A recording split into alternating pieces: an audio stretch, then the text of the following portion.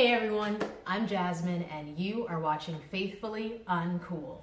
So today I wanted to talk about minimalism. I think minimalism is something that we've all heard of. It's a trend that I think is getting really popular, and it's this idea really of living with less, consciously living with less, not buying as much, not purchasing as much, stuff in terms of clothing, shoes, etc. And probably just downsizing, like with tiny houses and things, or budgeting better to travel, whatever it looks like in the life of that particular individual. It's this conscious idea that I'm gonna stop, I'm gonna live with less.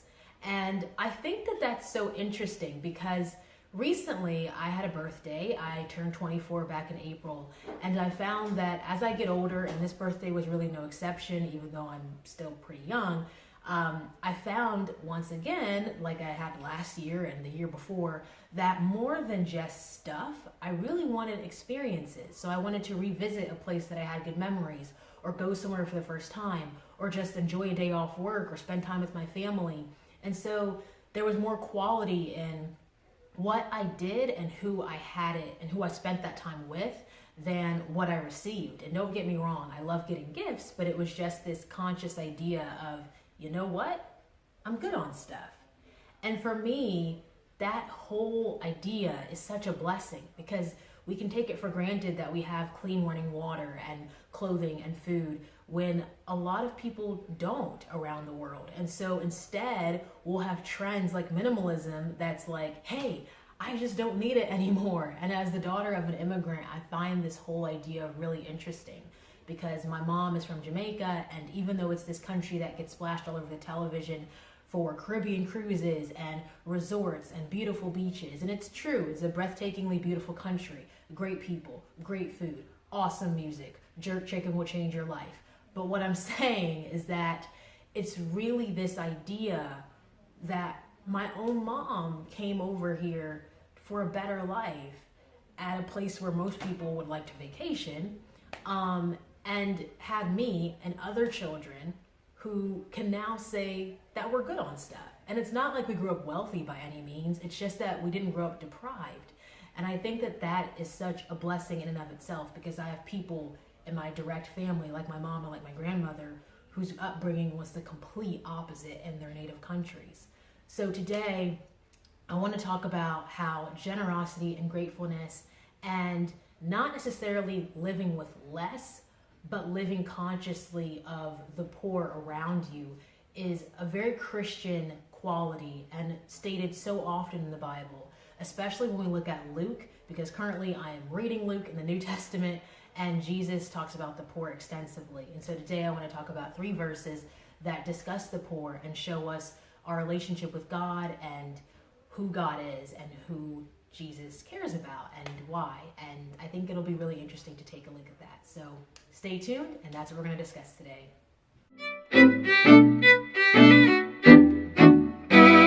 So the first verse I want to look at today is Luke chapter 18, verse 22, where Jesus says, "Sell everything to the poor, and you will find treasure in heaven. Then come follow me." What I think is so interesting about this verse is that Jesus says this after someone asks him what they must do to have eternal life. And his actual answer isn't even, give to the poor. His actual answer reminds them of the commandments. And once that person responds, okay, well, I've done these, Jesus responds, sell everything you have to the poor, and then come follow me. And what I think is so interesting is not necessarily what he says, but the order that he says it in. So Christ never wants us to follow him in the absence of caring about other people. What I think is so interesting and really so unfortunate about people's religion lately, or sometimes the way that we practice our religion, is that it becomes so much more about what other people are doing, right? And so it becomes this policing system of, it's convenient now that I have a reason to judge you. And at the end of the day, only God can judge people. Religion is never about how much someone's life is pleasing you, but it's about how much someone's life is pleasing God. And unless we're going to equate ourselves with God, then that's really not our business all the time, or ever, arguably. So to me, a righteous and healthy and honest faith is much more self-aware and much more self-critical before it ever extends that judgment to others. And so when Jesus says, sell everything you have and give to the poor, then come follow me, I think it's really important to acknowledge this people over things, but also not necessarily people over God, but people on the way to God mentality that I think is really important too. And he, of course, says the poor specifically. So probably financially or literally lack of material goods type of poor. But maybe in your life, that's not what the poor look like. Maybe it's someone who's going through a really difficult grief or loss of a job or opportunity, or just someone down or who feels alone. And it's someone who you could extend your resources or time to in that way.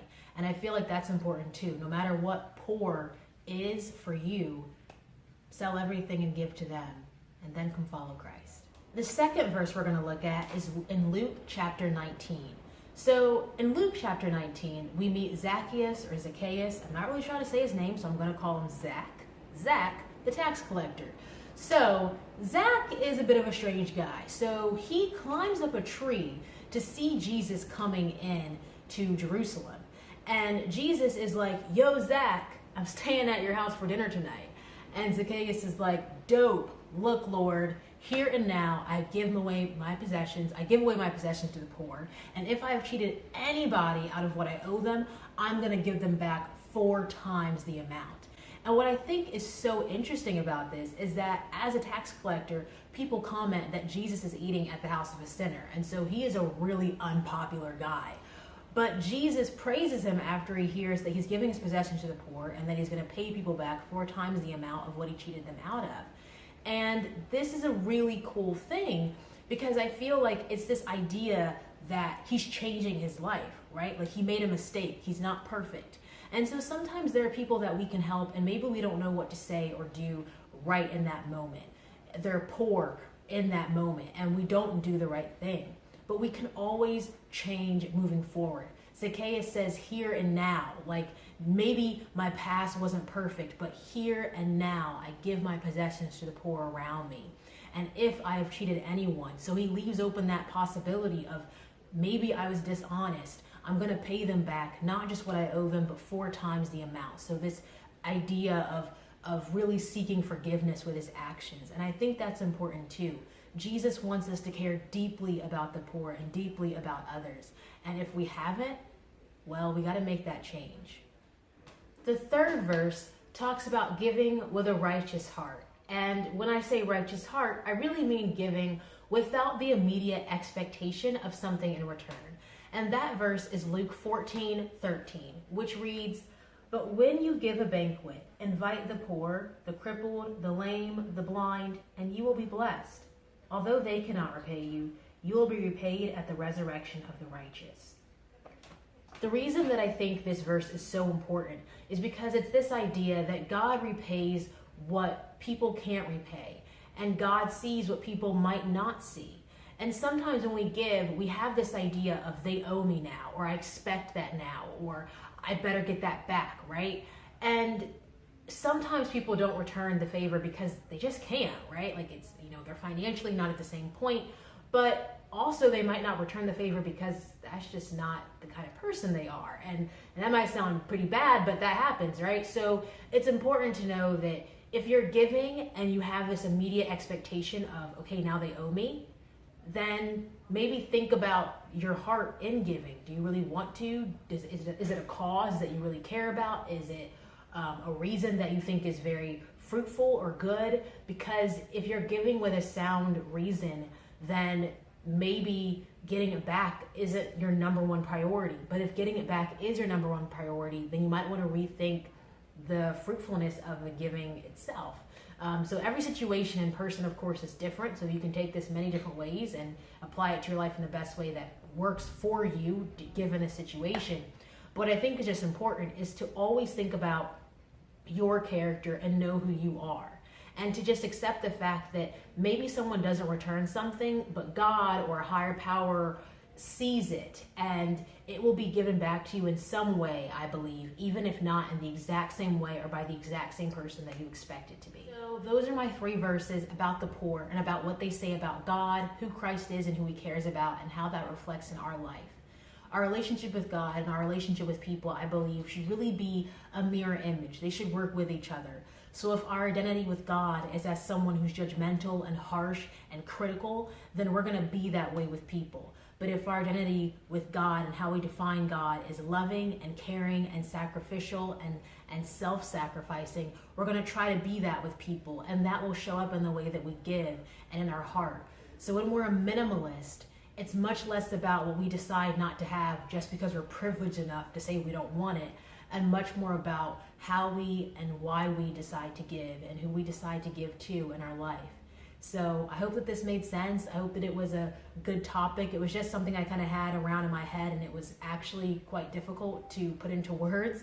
So I hope that this video made sense and that you enjoyed it. And if you like this kind of content, please subscribe, leave a comment below. Thanks for watching Faithfully Uncool. Go in peace.